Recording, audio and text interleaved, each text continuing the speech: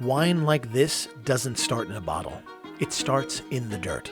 Out here, just beyond Lake Garda, the dirt here is very magical in a very humble way. No spectacle, no drama. Just rows of vines doing what they've been doing for generations, soaking up sun, wind, and time. This is Conti Thun, a family operation. Everything here feels deliberate. The way the vines are spaced, the way the light hits the hills in the late afternoon, even the architecture, clean, modern, but not trying too hard to impress you. Because the real work is happening outside. Winemaking is patience disguised as labor. Inside, it's all steel, wood, and quiet confidence. Fermentation tanks, aging barrels, the slow transformation from grape to something worth talking about. And then, eventually, you taste it.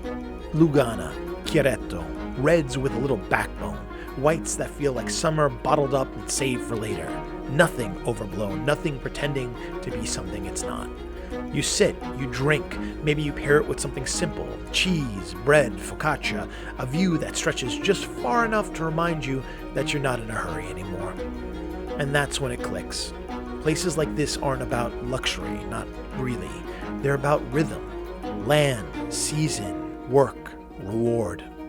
And somewhere between the first sip and the last glass, well, you realize this is the good stuff. Not because it's rare, because it's real.